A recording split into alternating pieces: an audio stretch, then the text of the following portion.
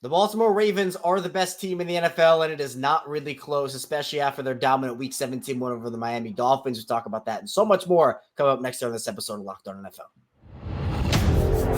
You are Locked On NFL, your daily NFL podcast. Part of the Locked On Podcast Network, your team every day.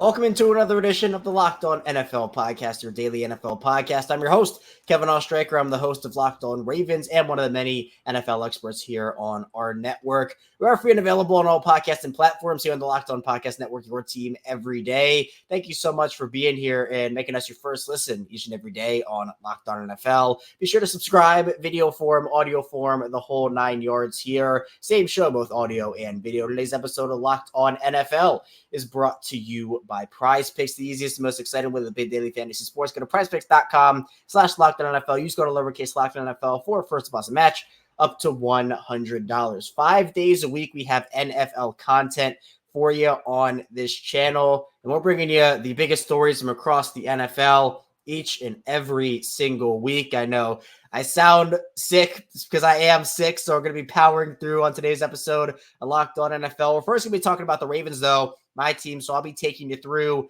why the Ravens are the best team in the NFL, and it's really not even close. Then we'll talk with Chris Carter of Locked On Steelers about the Steelers somehow still being alive in the playoff picture. Then we'll move on to the New Orleans Saints and if they're going to make the playoffs here after a big win over the Tampa Bay Buccaneers. Let's first start off with the Ravens here.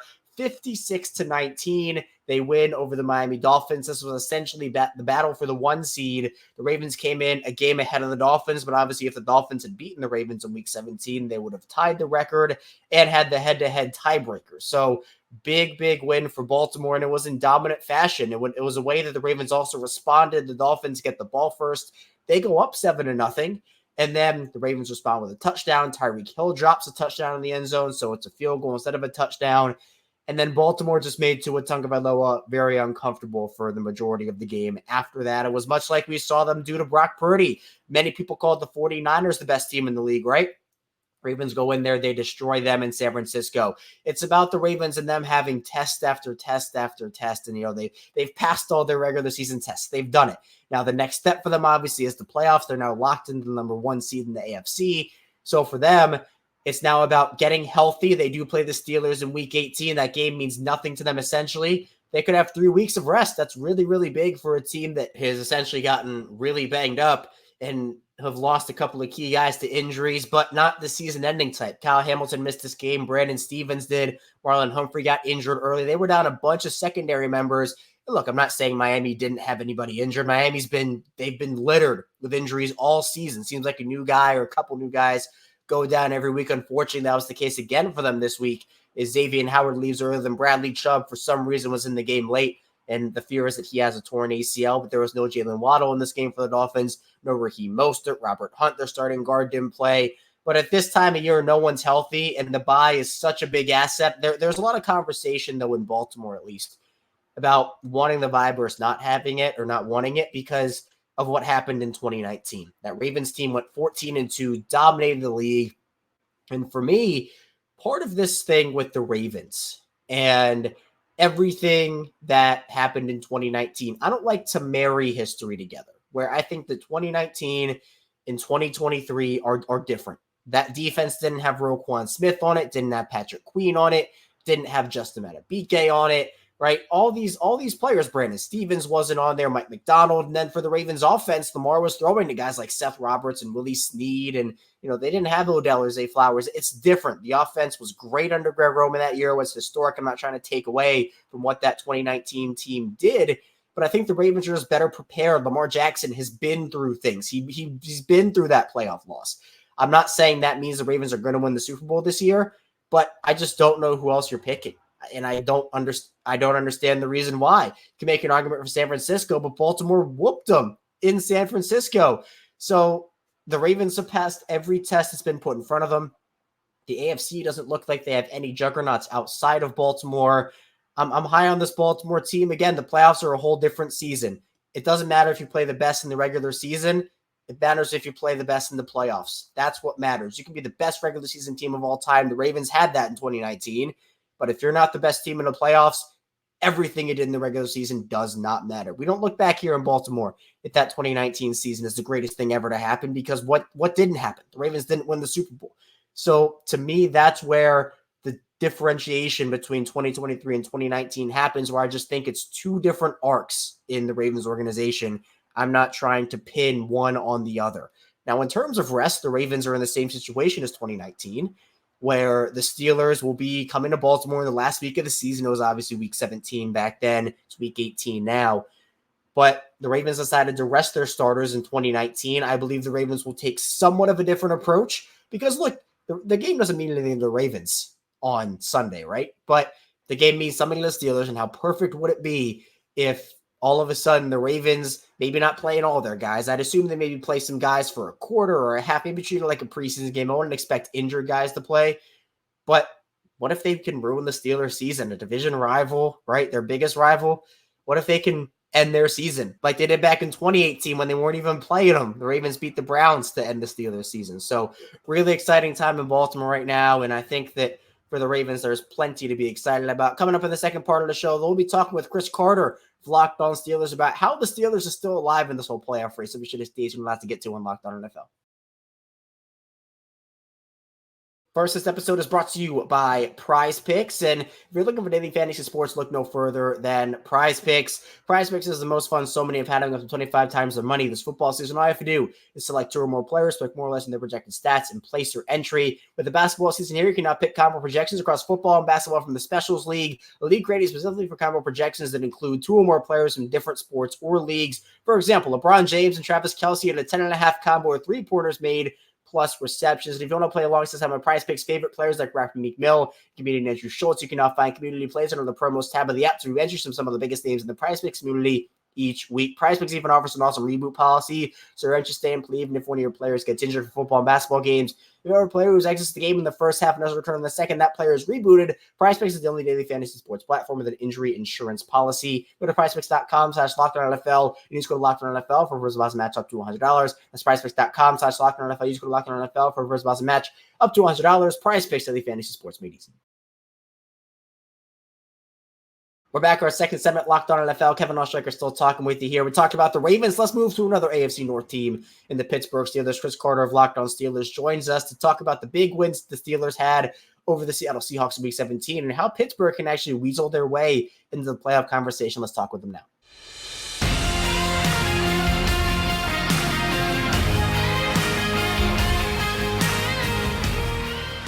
The Pittsburgh Steelers are not dead yet. They come out with a big win in Week 17 to keep their playoff hopes alive against the Seattle Seahawks, 30-23. Here to talk about what the Steelers' playoff chances actually are and more. It's Chris Carter, the host of Locked On Steelers. And Chris, despite how much dysfunction on the offense there's been at times this year, the quarterback situation being so ever-changing over there in Pittsburgh, Mike Tomlin reaches into that voodoo bag and pulls out his voodoo magic, clinches another non-losing season for this Pittsburgh team, and they are still in the playoff hunt. How is he doing this, and how is this team still in contention right now? I think it's something that when a lot of people are panicking, Mike Tomlin is cooking. He's trying to find something. He's pushing his guys. He's pushing to get efforts.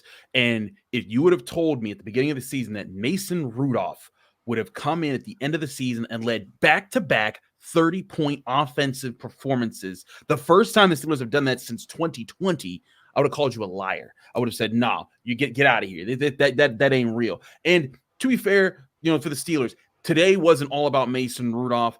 He was very efficient, 18 of 24, 274 passing yards, a passer rating of 112, didn't throw a touchdown or an interception. Today, the Steelers won because that they ran the football. They were the offensive line that this team has been trying to build. Najee Harris, 27 carries, 122 yards, 2 touchdowns, spectacular performance, bulldozing opponents in his way. Jaylen Warren, 13 carries, 75 yards, and a touchdown. And George Pickens, just phenomenal. He had 195 yards last week, 131 yards this week. The Steelers offense has come alive. And even while the Steelers defense is dealing with injuries upon injuries, they're down to their 7th and 8th safeties, their 5th and 6th linebackers.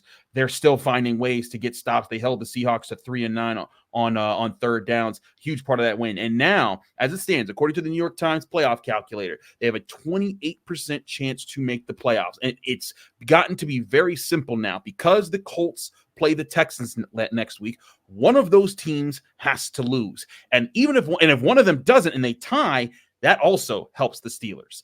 Let me explain. The Steelers have to win to get in. I mean, they could lose and they would still have a 20% chance of getting into the playoffs. But if they win, that turns to a 71% chance because all they'd be looking at is the Jaguars needing to lose to the Titans or the Bills needing to lose to the Dolphins. And the Dolphins are a team that if they lose next week, they lose the division and then they're going on the road the following week. So that is a must-win game at home for the Dolphins. The Jaguars also on the road against the Titans. Titans have been struggling. The Jaguars had a bounce-back game against the Panthers this week, but they've also been struggling.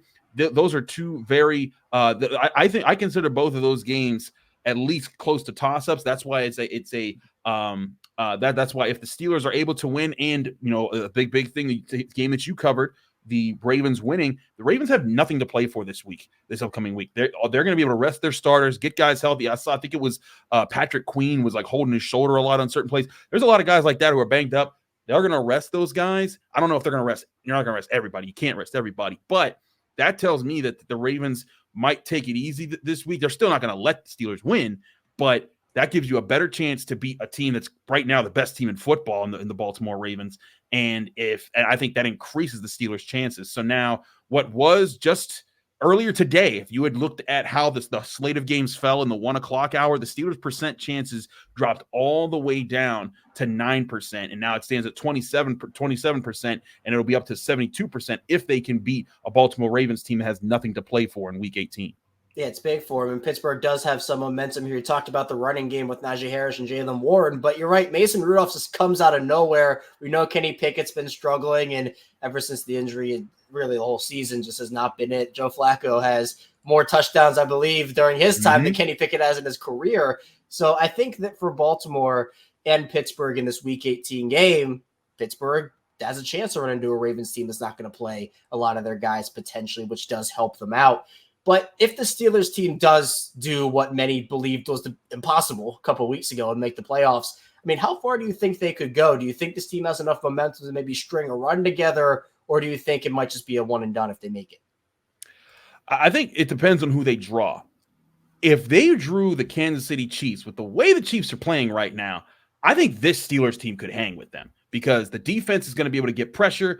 I think that the Chiefs that they're playing right now, that they eked out a win against the Bengals, a Bengals team that the Steelers smacked up just a week ago. And I'm not guaranteeing the Steelers anything. They're still not even guaranteed a playoff spot. But if they were able to fight their way into the 6th seed of the playoffs, that could be the key matchup, because then if you draw the Kansas City Chiefs, I think that's a team that you match up very well with right now. If your offense continues the path that it's on right now, maybe not 30 points, but score in the upper 20s, get some turnovers, I can see them matching up with them. But the fact of the matter is, Kevin, there's no juggernaut outside of the Ravens and the AFC right now. Like you look at the way the teams are playing. The Bills are hot, but they've also been inconsistent this year. They're a team. Heck, they were struggling against the Patriots earlier on Sunday. The Browns are hot, but the Steelers have gone head to head with them and split with them so far.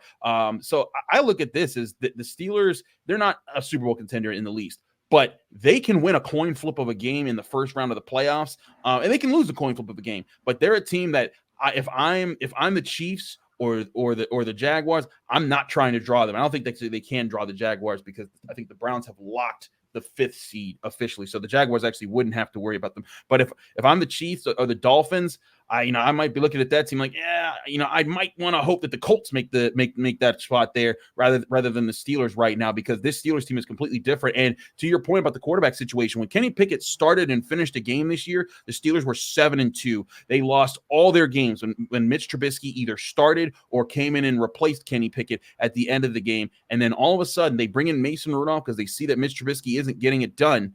And then he comes in and he delivers 2 30-point performances. If the Steelers get this kind of offense against these other teams, I would not be I would not be shying away from the upset alert in some playoff matchups. And to go to that quarterback position, I want to look ahead to the offseason, regardless of if Pittsburgh makes it or not here at the quarterback position, because there is now a decision to make there. Kenny Pickett, clearly, not a lot of people in Pittsburgh still believe he is the answer. This is a deep quarterback class coming up. Now, who knows where Pittsburgh is going to draft and if they'll have a shot at any of those guys, but with Mason Rudolph the way he's playing, do you give him a shot to win the battle next year? Does Kenny Pickett still have a chance? Do you expect Pittsburgh to be hot in the quarterback market in the offseason? Where are you with that right now?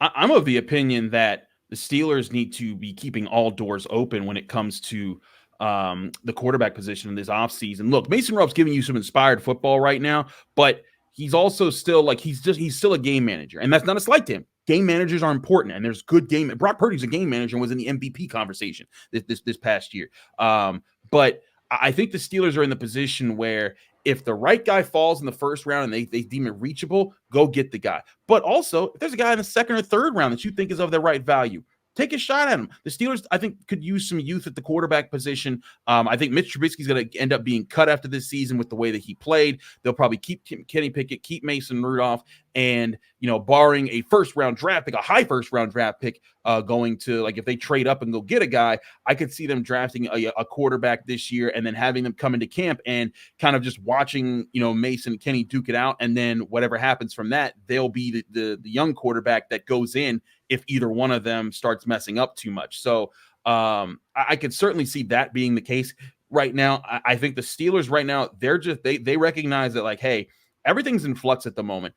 Nobody in their right mind thought Mason Rudolph would come in and drop back-to-back 30-point performances in the offense and be as steady as he has been, other than maybe Mason Rudolph. So with that happening, I think the Steelers are going to say, you know what? Let's see how the season finishes. Let's see how Kenny Pickett heals up at the end of the year. And then going into the offseason, all bets are off. They're going to find the best talent that they can, regardless of where they can find it. I think center, linebacker, corner, safety, all those are going to be priorities. I even put interior defensive line there, maybe also offensive tackle. They have plenty of needs. But if they think that they can find the guy that they really think is their next franchise quarterback in the draft, you can't afford to not take him. Heck, if you get it right and you have to move on from what you thought might be Pickett or might be Rudolph or whatever, you still got it right. And then you're right for the next 15 years. They got to take the shot. And I think if their right guy is there that they look at and evaluate, they'll take it. Chris is awesome. And Steelers, they have a shot here. The Ravens can play spoiler, but Pittsburgh is going to be playing their heart out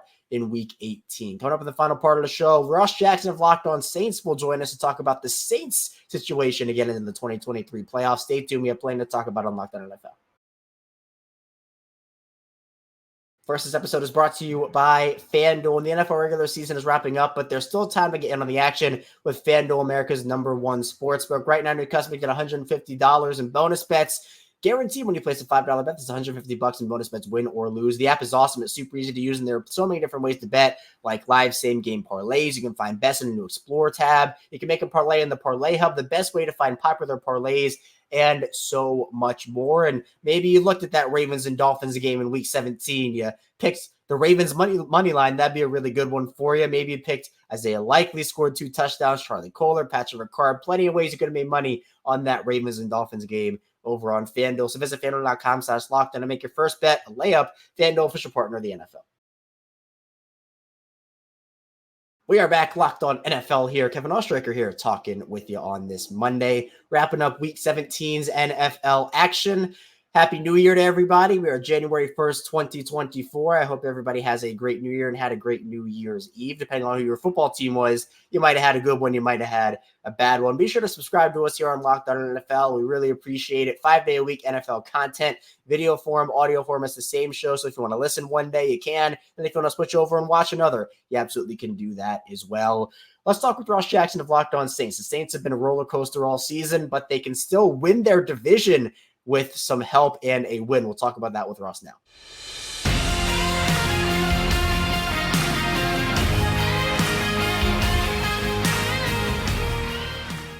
The New Orleans Saints keep their playoff hopes alive, defeating a division rival, the Tampa Bay Buccaneers, 23-13, to move their record to 8-8. Here to talk about the Saints with me and their playoff scenarios to get into the big dance is Ross Jackson, the host of Locked On Saints. And Ross, it was a big game for the Saints. They pull off a win. Derek Carr throws for 2 touchdowns. The defense forces a couple turnovers on Baker Mayfield. I'm not sure a ton of people gave the Saints a shot in this game, but how'd they pull it off? Yeah, even I didn't give them a shot in this game. I think I picked the Bucks to win by like 17 points or something like that, much like they did earlier on in the year. But there was not a lot of confidence around this New Orleans Saints team. But you know what? There was confidence within this New Orleans Saints team, within the New Orleans Saints organization, and those are the guys that play the game. So they're the ones that get the 10-point victory. And the way that they were able to do it was by clean execution, especially in the first half, getting their first. It's week 17. Okay, week 17. First opening drive touchdown of the season. Okay, you heard that right. And then being able to build off of that. And what this New Orleans Saints team has proven is that they do have an identity when everything's going well on the offensive side. They struggle to manage adversity on that side of the football and kind of counteract some of that. However, in this game, everything kind of went the way that it needed to for them early in the offense. And Derek Carr in particular, who played a really, really good game, particularly in the first half, 202 yards, both of his touchdowns, 81% completion percentage in the first half.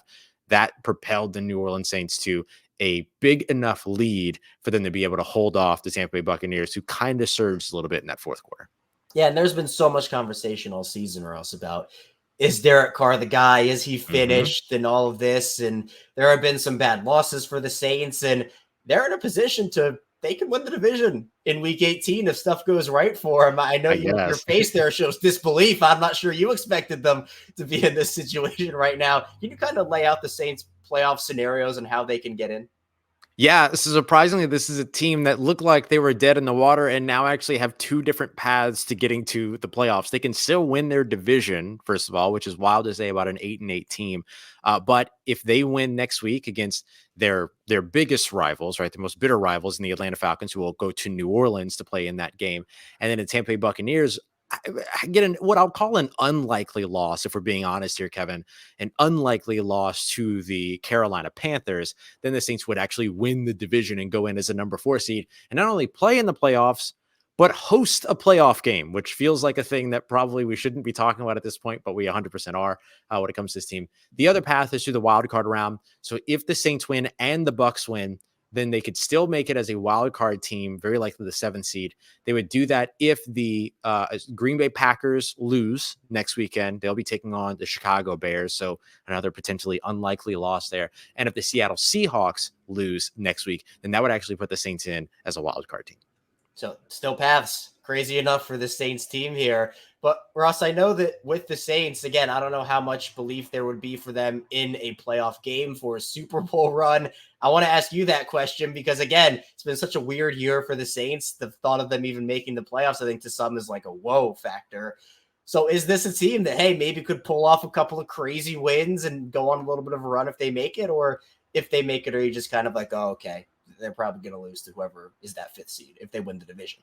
Nah, that's no fun. I think you have to go in there and have this understanding that, yeah, they could surprise and they could, move on to the divisional round at least, or something like that. I wouldn't put money on the New Orleans Saints being your 2024 Super Bowl champion or anything like that. But I wouldn't say that they're going to be, this definitive one and done team either. I mean, what we haven't seen the New Orleans Saints do that you usually see across every team season is we haven't seen this team get a surprise win. Tampa maybe was that team on Sunday, but usually you kind of, you know how it is when you're doing like record predictions and things like that. You usually say, okay, well, this feels like one of those easy games that they should win, that they'll lose. And then there's always kind of that one big upset win that they manage to find, that every team manages to find. Saints don't really have that trademark victory. Think about like the Cardinals knocking off the Cowboys early on in the season and then the Eagles later on in the season. That type of win hasn't been there for the New Orleans Saints yet. So could it happen? Absolutely, that they move on through the wild card round or something like that. I wouldn't swell, any expectations bigger than that. I wouldn't even say that there's an expectation that they would get past the first round. But if they get there and they get the opportunity to play, there's no reason to believe that this New Orleans Saints team wouldn't at least compete and put up a fight in that first kind of opening round of the playoffs. Now, if they do make it to the opening round and lose, Ross, in your opinion, is that enough for them to keep Dennis Allen? Is that enough for you to keep Derek Carr? What's the direction of the franchise if it's just a wild card exit for the Saints? Yeah, no, it's a great question. I don't think that anything that happens from this point forward changes what's going on with Dennis Allen and Derek Carr. Both of them will be back with the New Orleans Saints in 2024. No matter what happens, they can get embarrassed at home against the Atlanta Falcons. They can get embarrassed in the first round of the playoffs.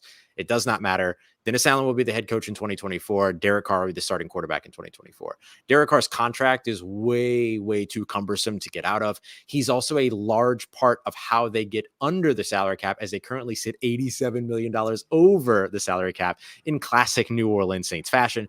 And Dennis Allen has done more than enough for the Saints organization, although the fan base might not agree, for the Saints organization, and some media don't agree either, but for the organization to feel comfortable moving forward with them as their head coach for a third year. I think one of the biggest pieces is that they want a second year with him and Derek Carr. Dennis Allen did not get his quarterback in 2022. He got his quarterback in 2023. So really the timer starts then. Usually a head coach, once he gets his guy, gets his quarterback for 2 years, maybe even more, before the team is willing to move off. So those two will be married effectively in terms of what their futures are, but that future in 2024 will be both of them being a part of the New Orleans Saints organization. I do think, though, Kevin, that the biggest adjustment that will happen for New Orleans going into 2024 will be a change at offensive coordinator. As good as the offense looked in the first half of this game against Tampa, I don't think there's anything that's going to change the trajectory of Pete Carmichael no longer being the offensive coordinator in 2024. Ross is awesome, and be sure to check him out over at the Locked On Saints podcast, part of Locked On Podcast Network, your team every day. That's all I have for you here today on Locked On NFL. Thank you so much for tuning in. Coming up tomorrow, more NFL content with you Tuesday. Host of stay tuned for that. We'll see you right back here tomorrow on Locked On NFL.